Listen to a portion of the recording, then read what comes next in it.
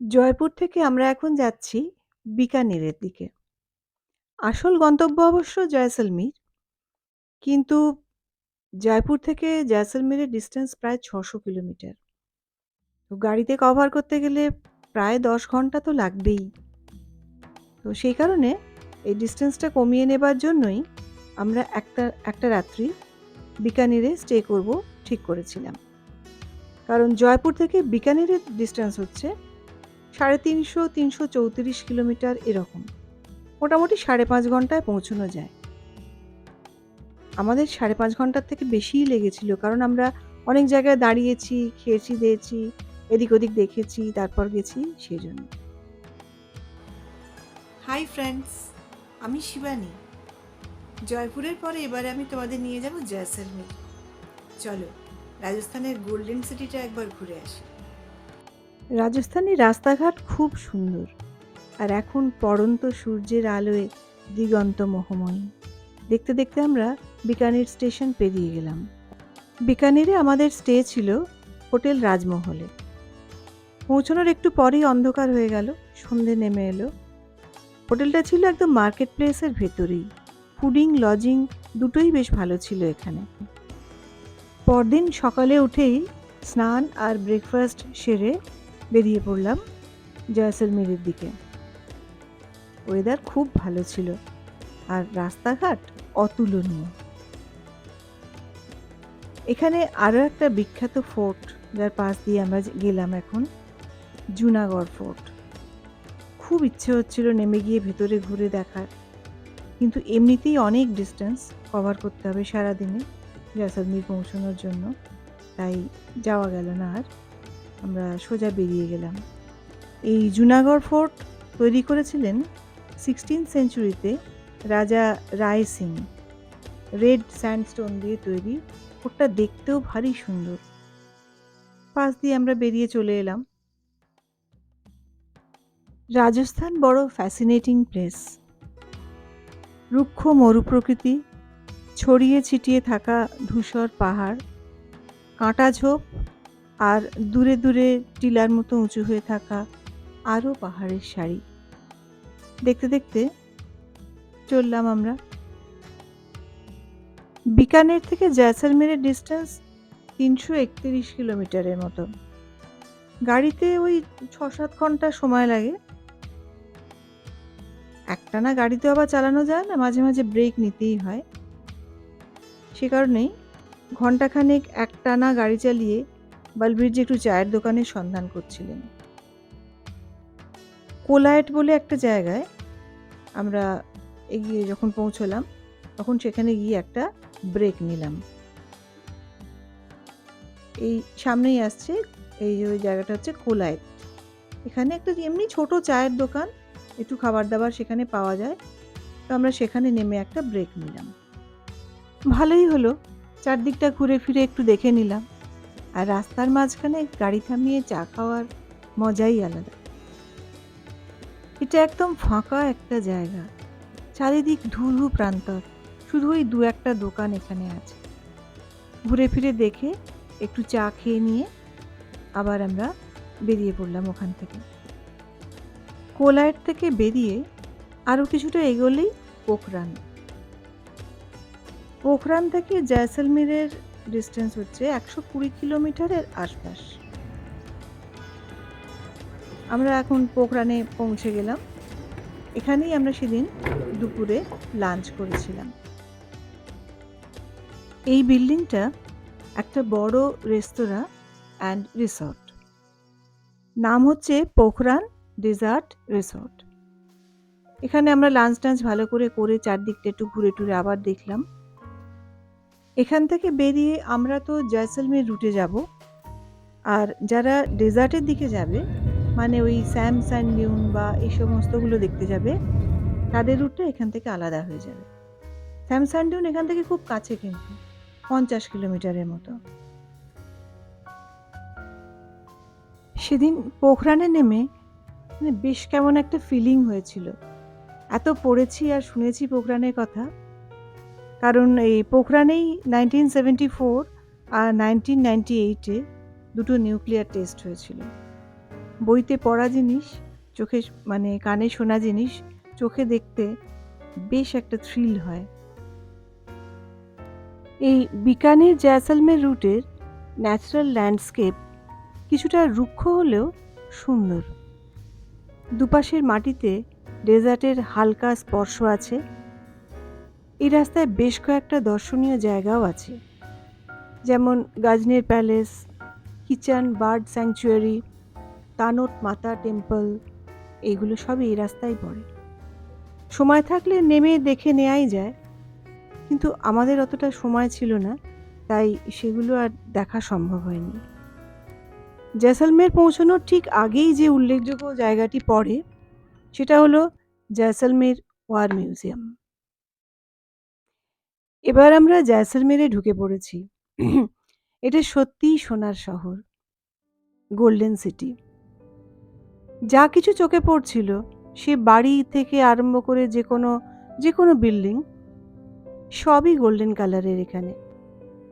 আমাদের hotel আরাধ্যায় booking ছিল, একদম নতুন ঝাঁ চকচকে হোটেল। আমার মেয়ে দিব্যানী বুকিং করেছিল। এখানে আমরা এলাম। এখানকার বাড়িগুলো সবই সুন্দর একটা রাজস্থানী শৈলীতে তৈরি, আর অবশ্যই সবই একই রকম গোল্ডেন কালারের, খুব সুন্দর দেখতে। এবারে আমাদের হোটেলের ভেতরটা তোমাদের একটু ঘুরে দেখাচ্ছি। একদম সাজানো গোছানো, মাঝখানে চলাফেরা যে লবি যেটা, সেখানেও পিলো টিলো দিয়ে সাজানো সুন্দর বসার জায়গা। আমাদের রুমটা ছিল ফার্স্ট ফ্লোরে, এইখান দিয়ে ছিল আমাদের রুমটা, ডান দিকেই।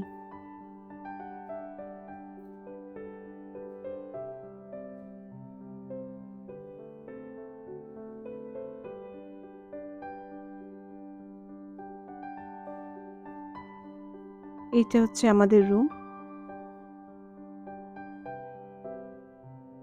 দেয়াল টেয়ালগুলো সুন্দর ছবি টবি দিয়ে সাজানো। বেশ বড় সাইজের একটা খাট, শোবার মতো, আর টয়লেট পাশে। পরিষ্কার পরিচ্ছন্ন, একদম সুন্দর।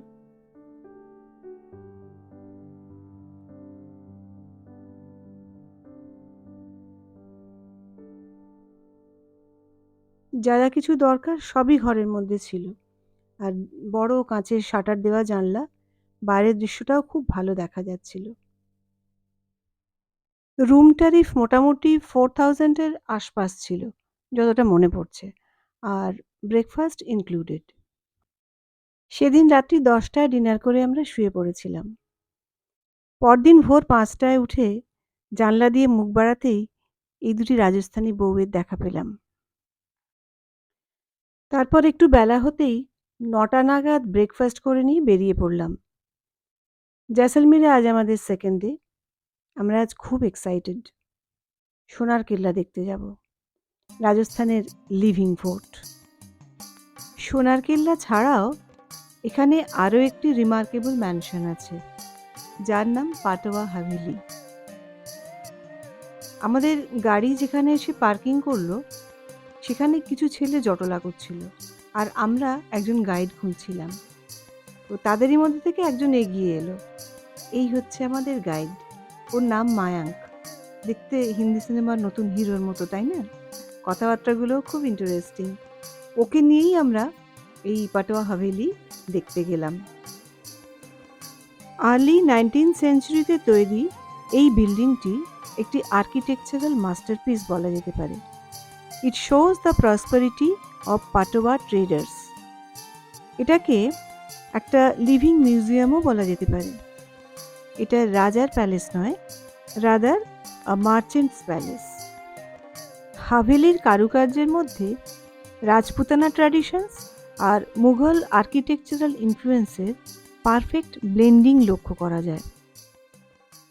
পাটোয়া ব্যবসায়ীদের ব্যবহৃত সব রকম জিনিসই এখানে রক্ষিত আছে, যেমন ছবিতে দেখলে।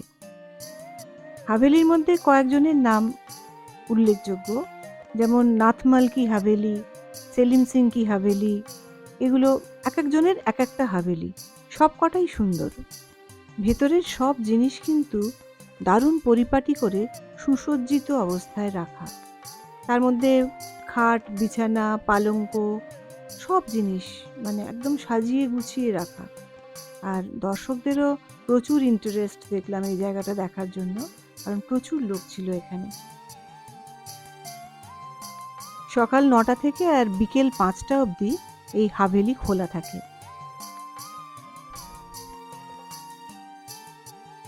পেইন্টেড গেটওয়েজ, ব্যালকনি, ঝাড়খা, প্রত্যেকটা জিনিসের কারুকার্যগুলো মানে তাকিয়ে দেখার মতো, খুব সুন্দর এটাও। ভেতরের সিঁড়ি দিয়ে একদম টপে ওঠা যায়। এই সিঁড়িগুলো কিন্তু ভীষণ সরু আর ধাপগুলো খুব উঁচু উঁচু। খানিকটা আমরা গিয়ে সমস্ত যতটা পারা যায় সহজে সেটুকুনি ঘুরে দেখে নিলাম। জিনিসপত্র এই ফ্লোরটাতেই সবচেয়ে বেশি ছিল। তো তারপরে আমরা পাটার হাভেলি থেকে বেরিয়ে এলাম। এবারে অভিমুখ সোনার কেল্লার দিকে। পাটোয়া হাভেলি থেকে বেরোনোর রাস্তায় এরকম নানা রকমের কালারফুল পুতুল, ওরা কাঠপুতলি বলে, সেগুলো বিক্রি হচ্ছিল দেওয়ালের গায়ে লাগিয়ে লাগিয়ে। কাঠপুতলি ছাড়াও নানা রকমের জুতো, হ্যান্ডমেড নানা রকমের প্রোডাক্ট ওখানে বিক্রি হচ্ছিল। আর সরু গলি দিয়ে এগিয়ে আসতেই এই শাড়ির দোকান একটা, বিশাল বড়। শাড়ি ঠিক নয়, এখানে কাঁথা স্টিচের দোকান। কাঁথা স্টিচের নানা রকমের প্রোডাক্ট, শল, তারপরে এমনি চাদর, বিছানার চাদর, প্রচুর বড় স্টক এদের। এখানে আমরা এগুলো দেখছিলাম আর প্রচুর কেনাকাটিও সেদিন হয়ে গিয়েছিল। পাটোয়া হাভেলি থেকে বেরিয়ে আমরা সেদিন একটা অটো নিয়েছিলাম। সেটা আমাদের একদম সোনার কেল্লার ভেতর অবধি ছেড়ে দিয়ে গেল। সরু সরু গলি গলি রাস্তা আর অসংখ্য দোকান দেখতে দেখতে আমরা একেবারে সোনার কেল্লার ভেতর অবধি চলে এলাম। দ্বাদশ শতাব্দীতে রাওয়াল জয়সাল এই কেল্লাটি তৈরি করেছিলেন। ইয়েলো স্যান্ডস্টোন দিয়ে তৈরি কেল্লাটি সত্যিই যেন সোনার কেল্লা। কালারফুল স্টোন, গার্মেন্ট, শুজ আর সোনার পাথরবাটি সব মিলিয়ে এক দারুণ অভিজ্ঞতা। ইন্ডিয়ান আর ফরেন ট্যুরিস্টের একেবারে ভিড় ভেতরে।